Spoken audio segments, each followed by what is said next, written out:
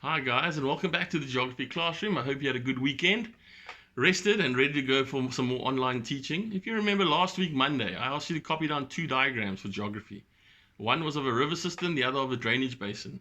Now the river system one was probably easier to understand than the drainage basin. Although the drainage basin isn't a difficult diagram to understand, it's a bit confusing to initially get the concept. So what I'm going to do today is I'm going to spend a little bit of time here, and then I'm going to go outside into the garden and demonstrate to you how the drainage basin actually works. So if you have a look behind me, I'm going to go through the two diagrams again just for your own benefit. So there it is. You were only asked to label a couple of those, not all of them.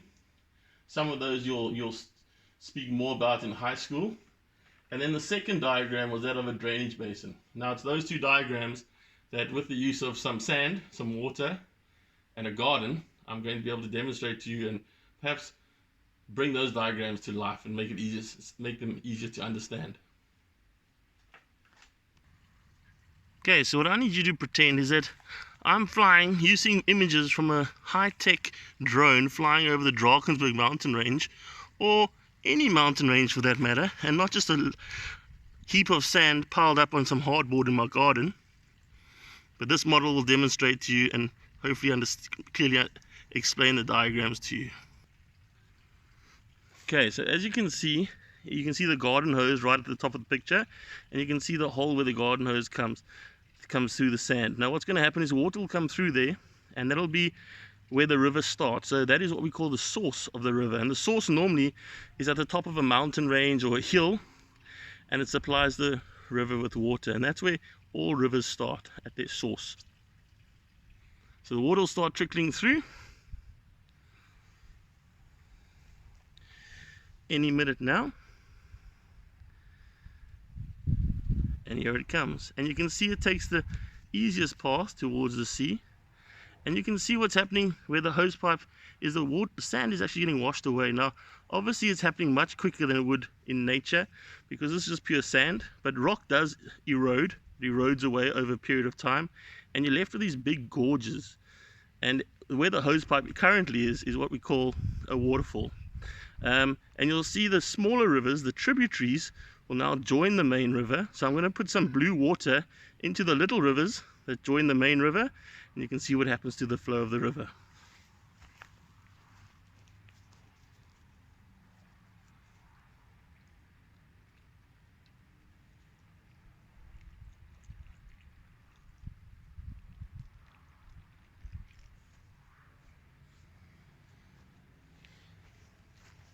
And sometimes what happens is during the summer season, those smaller tributaries actually dry up.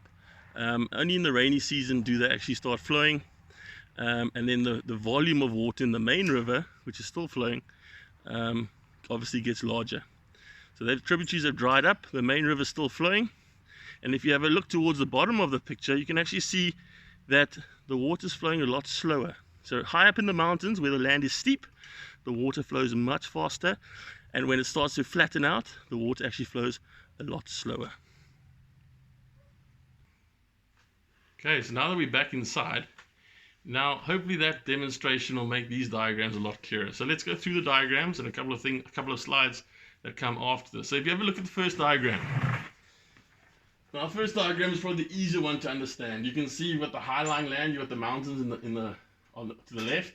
Now, the sand, the heaped-up sand, is obviously the high-lying mountains. You can see the water.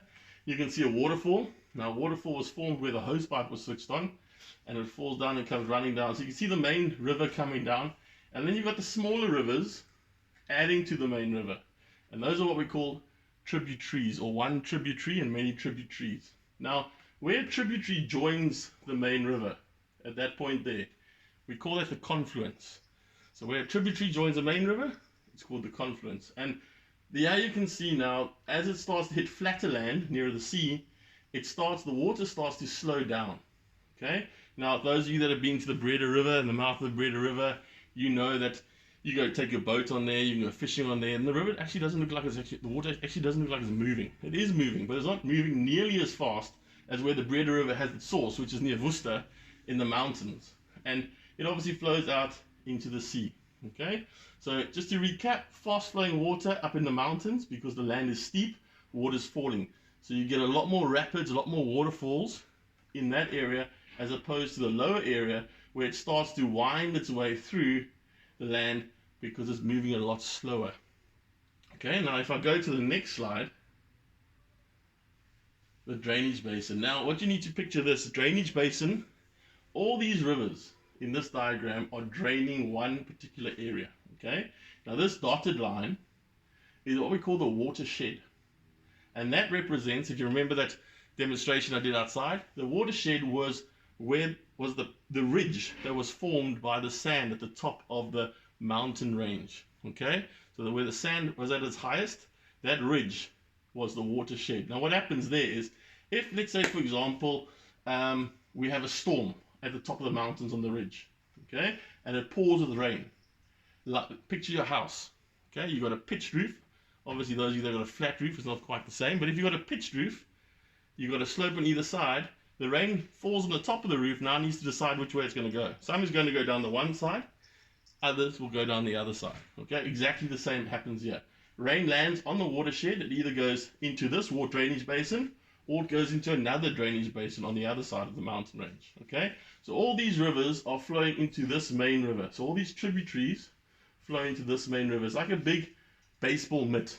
Okay, it's catching all the water and it's all flowing downhill into the main river and out into the sea. Okay, so I hope that makes sense. And this little note at the top here says any rain that falls in that spot there will fall into another drainage basin. Okay, because here's your watershed, your highest point of the mountain range. So that would be your top of the roof, okay, or the top of the sand that you saw in a demonstration. Okay, and it all starts to wind itself down to the mouth of the river where the river meets the sea. So there you got the source where it starts, a tributary. You got your main river, you got your confluence where tributaries join the main river. Picture this, like I said, to be a big baseball mitt, catching all the water and all falling down into an area. And it's called a drainage basin because it's draining, the rivers are draining that area of water. Okay, now if you ever look at the next slide, something interesting. Now we've all seen waterfalls in our lives before. Some of us have seen big waterfalls, some of us have seen small waterfalls, be it a little waterfall in Takai Forest, be a slightly bigger one at Silvermine, or gone to the Grabie's or Victoria Falls, those of you lucky enough to go to Zimbabwe. But waterfalls form in very similar ways. Okay, and if you ever look at the bottom diagram, you can see the formation of a waterfall. And what happens is you've got two layers of rock. You've got a hard layer of rock at the top, and you've got softer rock at the bottom. Okay, let's say sandstone, which is rock that we find in our mountain range around us.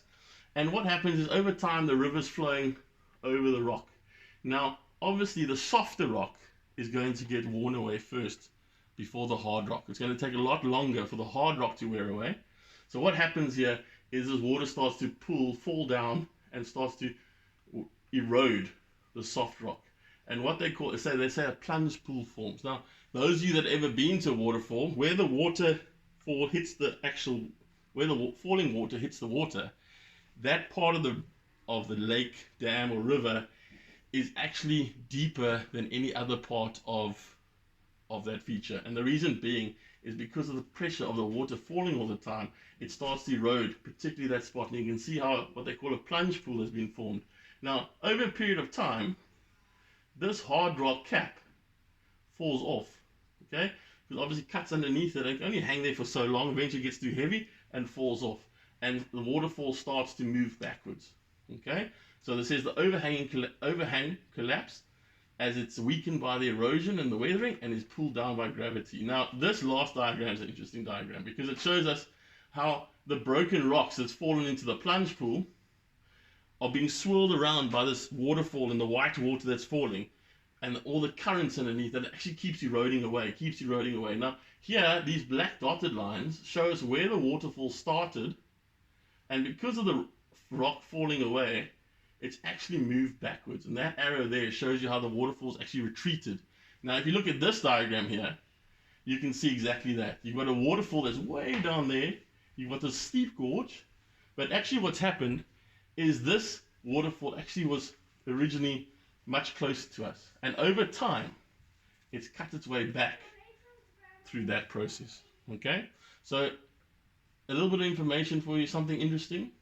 But interesting how waterfalls form. Now, the next slide shows us the confluence. Now, if you remember correctly from the diagrams and from my demonstration, the confluence is where a tributary, a smaller river, joins the main river. So here you got an example of it. And I chose this picture because it shows you the two different colors. Now, the main river is obviously the one that's slightly clearer, and the tributary is obviously the one that's got a lot browner. Now, can anyone guess why it's browner? Yes, you would be correct in saying that there's a lot more soil, silt, stone, rock in that water. So what's obviously happened has been heavy rain upstream, and now it's flowing strongly and is washing the soil, rock, and sediment down with it. And hence it's joining this crystal blue water, and you can see the two joining together. So confluence, where a tributary, smaller river, joins the main river. Now, something interesting, quite a spectacular feature. You can see that this river is obviously in its lower stages, so it's nearer the coastline. And how do we know that? Well, the land here is a lot flatter. There are no rapids that we can see, okay? And what's happened is the water, because it's moving so slowly, it starts to what we call meander. Now, meander are these big loops, these big bends that you start to get in the river as it gets to the lower stages. And what's happened here is you're probably asking yourself, what's that thing over there? Now, you don't need to know what that is, but I'm going to tell you just to enrich your minds. That's firstly what we call an oxbow lake. Okay, now that's formed because what's happened here is the water's coming around this corner, and every so often it comes around, it takes a bit of soil with it. Now, can you see how narrow that strip of land is compared to like that strip of land? So what's going to happen here is the river's going to find the quickest way to the sea. So in time, it's going to erode, and this is going to come straight through here. So this river will come through here, leaving that there. Okay? So that's done exactly the same thing.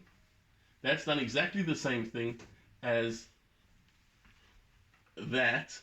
That same thing's going to happen over here. Okay? And you're going to be left with this lake of water that's not connected to any river. Okay?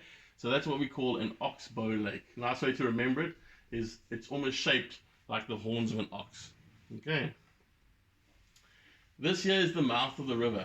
Now, the mouth refers to the area where the river joins the ocean or the sea. Okay, and as you can see, I've shown you two different pictures. One you can see, I chose the one because it shows you how the water gets split up into like channels. So it becomes like braided. Okay, so you can see this picture here, the main river's all the way over here, it's flowing this way, and suddenly it starts to split out into channels. And that's how your sandbars form. So those of you that enjoy fishing and your parents enjoy boating, you often go down to a lagoon or something, you often get sandbars forming. That's how they form, and sandbars are always changing. Okay, so just a little advert, don't ever just go dive into river water, because sandbars can form depending whether there's been strong flow or weak flow. Sandbars are always changing. Don't just assume, oh, 1 year I could dive in here, so it's going to be the same the next year. Sandbars always move, okay? And here you've got the main river split in two here. It joins here and flows out into the sea. And again, you've got your sandbars joined there. So you've got deep channels here and going out. Now, just to recap quickly, okay? So these are a couple of words that you do need to know. So you've got your source, where a river starts. You've got your tributaries, small streams and rivers that join the main river. The confluence is where a tributary joins the main river. A watershed is an area or a ridge of land that separates waters flowing to different rivers, basins, or seas. And that, for example, that was the mountain. Remember you saw that dotted line around? Picture the roof of your house. That ridge is the watershed. The rain has a choice. It either goes left or it goes right. And whichever way it goes, it falls into a different drainage basin. The drainage basin is the area that is drained by all the rivers found there. The mouth, where the river flows into the sea. The upper reaches, found in the mountains. It is the early part of the river. It's fast-flowing water with many waterfalls and rapids.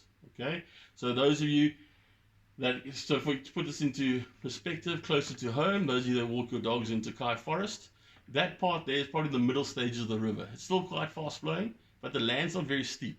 So you get the odd little rapid and that kind of thing, particularly when there's a heavy rainfall. But that river starts all the way up near the Constantiaberg TV mast.